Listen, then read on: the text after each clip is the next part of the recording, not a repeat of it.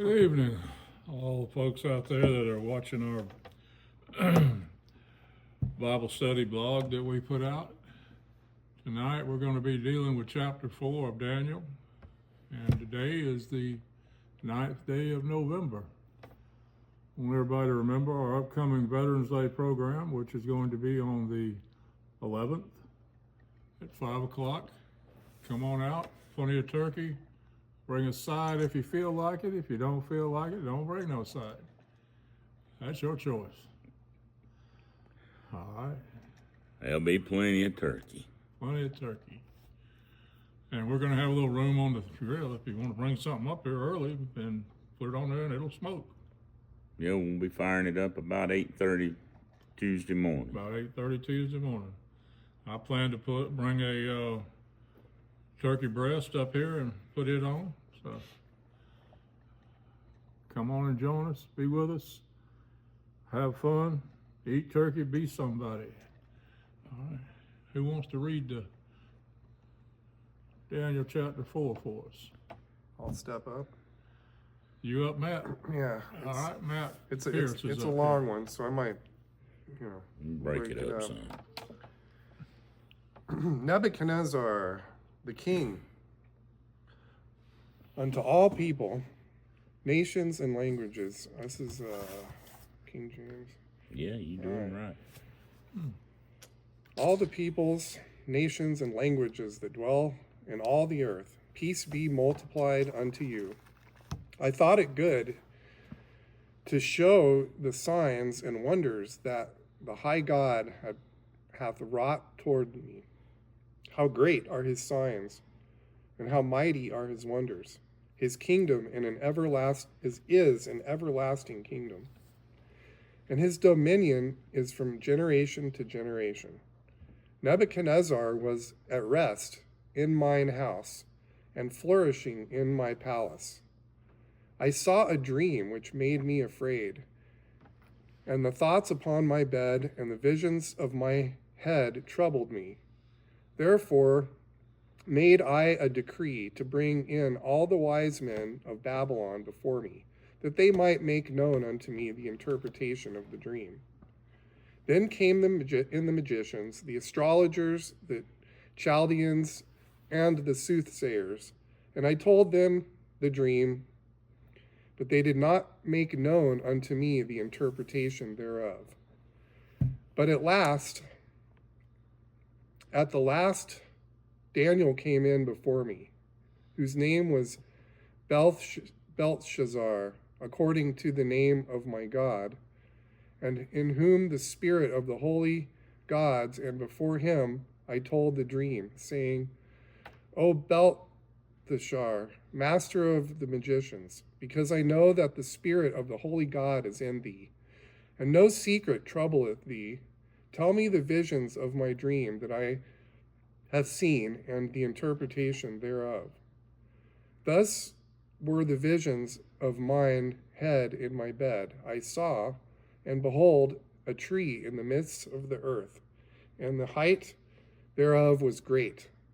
And the tree grew and was strong, and the height thereof reached unto heaven, and the sight thereof to the end of all the earth.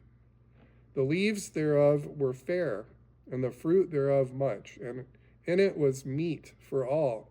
The beasts of the field had shadow under it, and the fowls of the heaven dwelt in the boughs thereof, and all flesh was fed of it. I saw in the visions of my head upon my bed, and behold, a watcher, and a holy one came down from heaven. He cried aloud and said thus, Hew down the tree, and cut off its branches, shake off its leaves, and scatter his fruit.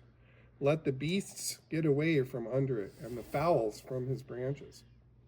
Nevertheless, leave the stump of his roots in the earth, even with a band of iron and brass, in the tender grass of the field. Let it be wet with the dew of heaven, and let his portion be with the beasts of the grass of the earth. Let his heart be changed from man's, and let a beast's heart be given unto him, and let 7 times pass over him. This matter is by the decree of the watchers and the demand of the word of the holy ones, to the intent that the living may know that the Most High ruleth in the kingdom of men, and giveth it to whomsoever he will, and setteth up over it the basest of men. This is the dream I, King Nebuchadnezzar, have seen. Now thou, O Belshazzar, declare the interpretation thereof, for as much as all the wise men of my kingdom are not able to make known unto me the interpretation, but thou art able, for the spirit of the holy gods is in thee. Then Daniel, whose name was Belshazzar, was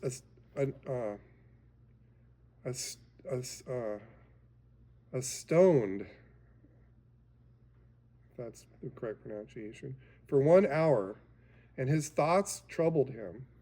The king spake and said, Belshazzar, let not the dream or the interpretation thereof trouble thee. Belshazzar answered and said, My lord, the dream be to them that hate thee, and the interpretation thereof to thine enemies. The tree that thou sawest, which grew and was strong, whose height reached unto heaven, and the sight thereof to all the earth, whose leaves were fair, and the fruit thereof much, and it was meat for all, under which the beasts of the field dwelt, and upon the branches the fowls of the heaven had their habitation. It is thou, O king, that art and become strong, that art grown and become strong. For thy greatness is grown, and reacheth unto heaven, and thy dominion to the end of the earth. And whereas the king saw a watcher and a holy one coming down from heaven, saying, Hew the tree down and destroy it, yet leave the stump of the roots thereof in the earth, even with a band of iron and brass, in the tender grass of the field. Let it be wet with the dew of heaven, and let his portion be with the beasts of the field, till 7 times pass over him. This is the interpretation, O king, and this is the decree of the Most High, which came upon my lord the king. All right, I'll let someone else.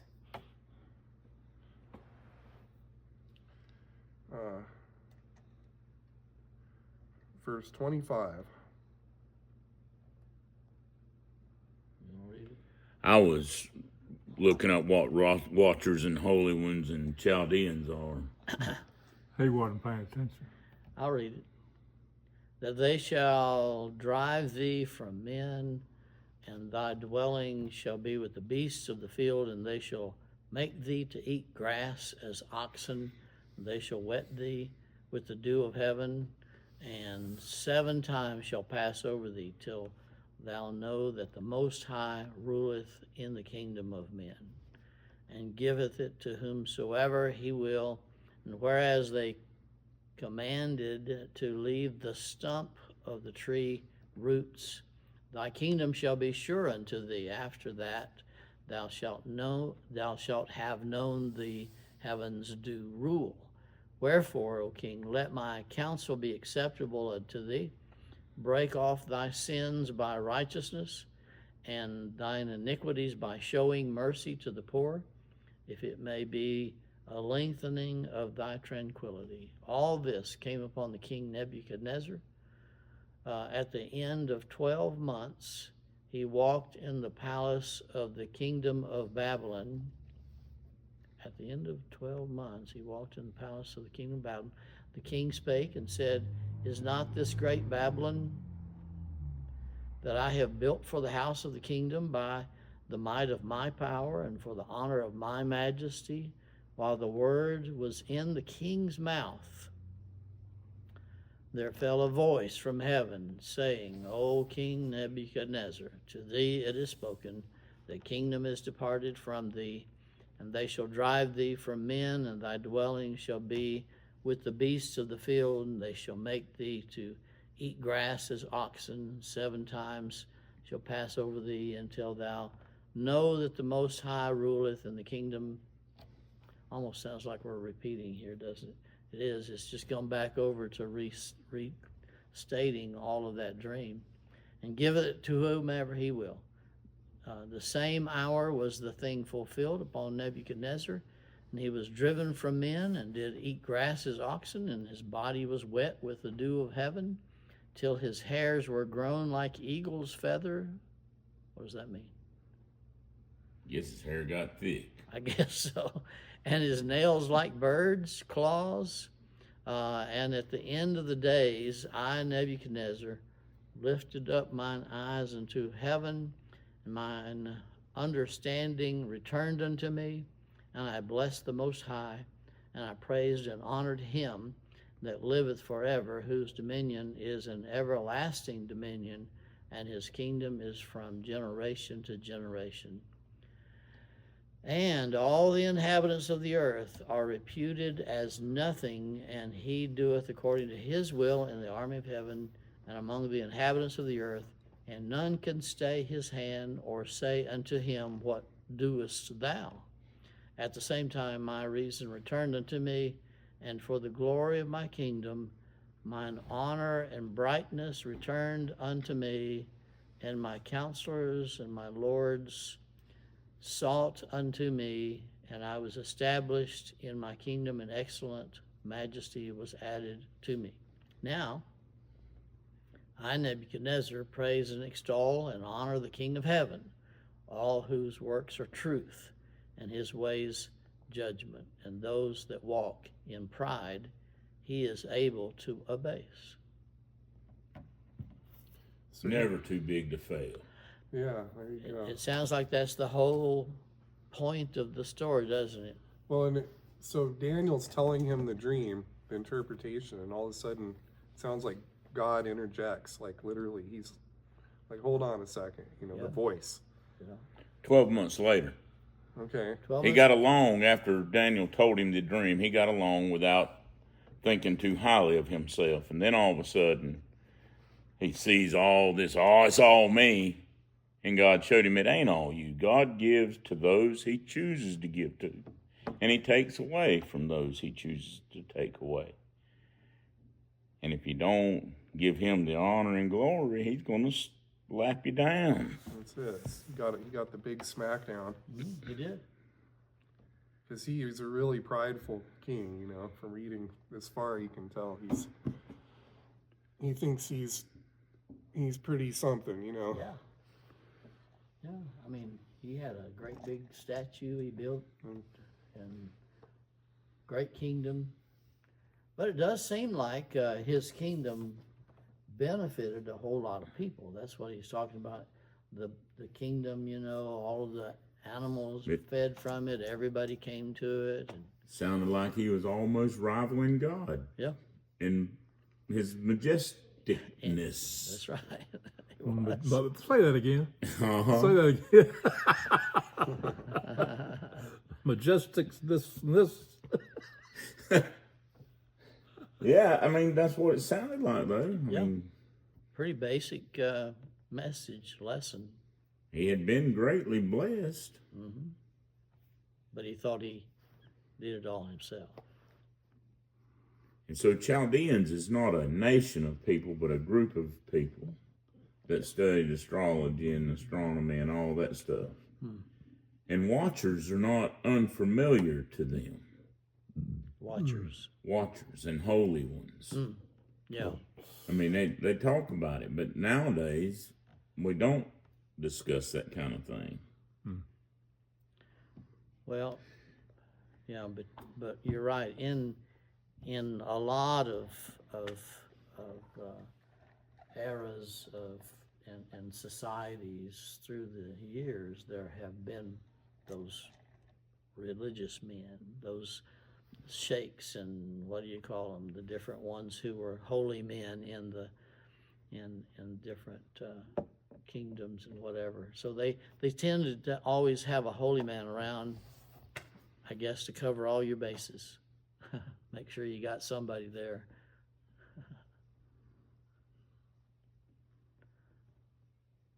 I just wonder how much we forgot that we knew.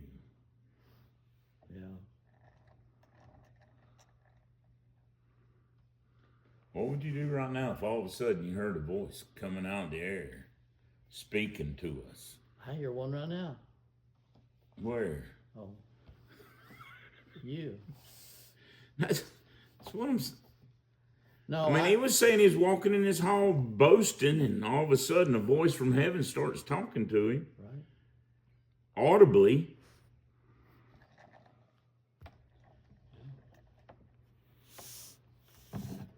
It doesn't seem to be all that common. There was only one in all of the Old Testament, only one burning bush. Yeah. So there were, when God needed to get people's attention, he would do it, and he does that here. The Babylonian kingdom had absorbed a whole lot of the nation of Israel, God's people. So they became kind of, in this event here, a testimony to who their God was.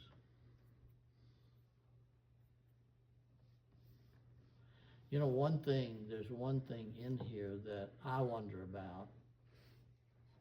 It's saying he was going to be out with the beasts and eating grass like an oxen, Right. and all of that for 7, how does it say it? 7 times over. 7 times. That's 7 full moons. 7 times pass over him, Oh, okay. is what he said. Some people just believe that that's 7 years, and it seems like most people do. But I wonder about it, because when you think of the seasons, as 7 seasons pass over him, in Greek and Roman societies, they understood the seasons of the year to be 4 seasons. But in a lot of societies before that, they saw only 2 seasons. There's the wet season and the dry season. A lot of places, my son lives in Costa Rica, and that's all they know. They know 2 seasons, the rainy season and the dry season. And that's true. They feel like in that Babylonian times, in that area of Babylon, that they would see it. In fact, in Israel, they would talk about, how would they say it? The times of planting and the times of harvest. Mm-hmm. It's like 2 seasons. So if we're looking at 2 seasons, and he's talking about the passing of 7 seasons over him. 3.5 years. Right. Now, where It have you heard? coincides with something else. Well, that's what I'm saying. Ministry of Christ, I think. Well, if you look in the book of Revelation that we just looked at, there are a couple of references to that 3.5 year period. That shortening of time for the tribulation. Yeah. So I don't know. It's Maybe. I wonder if that's not at least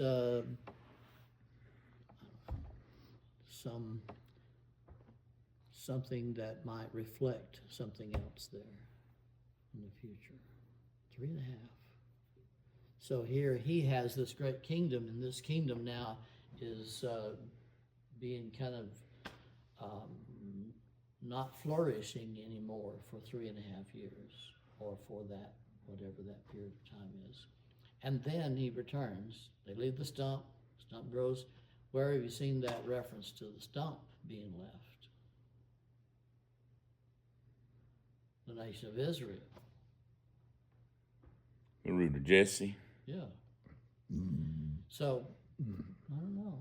You know, it's interesting how, though these are all written by, these different books in our Bible, there's a lot of stuff that's stuck together with it. I mean, comes all together. Mm-hmm. So, I don't know. if you see that as 2 seasons and 7 seasons passed over him, it seems to me like that would be more survivable if he's out there as an animal, having a beast's heart, and eating grass in the field 3.5 years rather than 7 years. When he said his sense came back to him, so it tells me that he literally was, God put him kind of out of his mind for a little Yeah. bit, For a while, yeah. He was a wild man. Yeah. He was Bigfoot. So it may not be all that significant, but I just wonder at it. It might be very significant. If there's not in all of that, the whole point, like we said, is God humbled him. God showed him that he is the authority who can make people king and can take the kingdom away from a king. But at the same time, you see this destruction that takes place and then revival. We're looking for the revival, Yes. that better day that's coming. Yes. There's coming a day. I won't sing it. I don't even know the rest of it. Anything else? No, I'm good. Well, we'll call it an end for another study. We'll be back in the same location 1 week from tonight, I guess, which will be the 16th, right? Yeah. I'd have to look at the calendar. I believe it is 16th. I believe you're right. This is the 9th. It's a busy time of the year for everybody. Everybody's got 9 things they got to do every day, and 7 more that people want you to do that you can't get around to. So everybody remember to kind of slow down and remember it ain't all about how many things you can get accomplished. It's about getting the good things accomplished, getting the important things accomplished. I'm out.